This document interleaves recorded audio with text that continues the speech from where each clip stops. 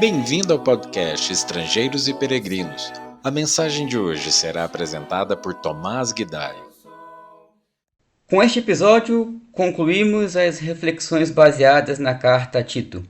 E eu gostaria de concluir falando de um assunto bem marcante na carta. É impossível meditar nessa carta e passar despercebido na ênfase que Paulo dá às boas obras. Pela minha contagem, foram 6 ocorrências dessa expressão, pelo menos na versão que eu estou usando, e a última dessas ocorrências está em Tito 3, versículo 14, que diz: Agora, quanto aos nossos, que aprendam também a distinguir-se nas boas obras a favor dos necessitados, para não se tornarem infrutíferos. Parece que existem 2 possibilidades de traduzir este versículo do original. A primeira é conforme a leitura que eu fiz, cuja instrução de Paulo é agir em favor dos necessitados. A segunda é conforme a leitura que farei agora em outra versão, que diz: Quanto aos nossos, que aprendam a dedicar-se à prática de boas obras, a fim de que supram as necessidades diárias e não sejam improdutivos. A instrução dessa segunda possibilidade está mais relacionada à responsabilidade de trabalhar para se sustentar. Mas ambas as possibilidades condizem com a mensagem do Novo Testamento e são apoiadas também por outros versículos do Novo Testamento. Os cristãos devem ser responsáveis, trabalhando e se sustentando. Paulo escreveu em 2 Tessalonicenses, capítulo 3, versículo 10, se alguém não quer trabalhar, também não coma. E nós precisamos aprender que o fruto do nosso trabalho deve ser usado para abençoar outros. O mesmo Paulo disse em Efésios 4, 28, aquele que furtava, não furte mais.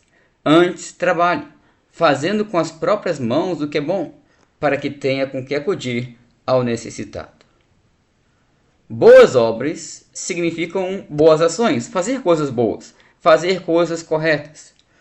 Precisamos, então, agir a favor dos necessitados.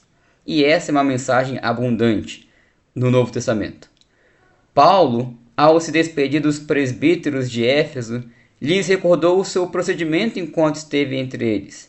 Ele lhes disse lá em Atos 20, 33 ao 35: De ninguém cobicei prata, nem ouro, nem vestes.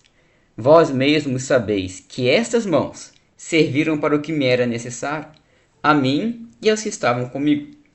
Tenho-vos mostrado em tudo que, trabalhando assim, é mister socorrer os necessitados e recordar as palavras do próprio Senhor Jesus.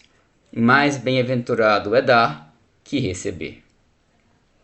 Jesus, em Lucas 12, contou uma parábola para advertir seus discípulos contra a avareza, sobre um homem que teve uma excelente safra e decidiu construir celeiros maiores para armazenar a sua colheita, pensando apenas no seu conforto.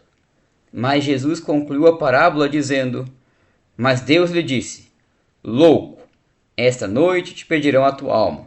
E o que tens preparado, para quem será? Assim é o que entesoura para si mesmo, e não é rico para com Deus. Ser rico para com Deus, conforme Jesus disse, inclui utilizar daquilo que nós temos recebido, dos nossos recursos, para ajudar os outros, para abençoar os outros. Como Jesus disse àquele jovem rico, em Lucas 18, 22, uma coisa te falta: vende tudo o que tens, dá-o aos pobres, e terás um tesouro nos céus. Obviamente, ajudar os outros não compra a nossa salvação, mas essa disposição faz parte do caráter daquele que foi regenerado pelo Espírito de Deus.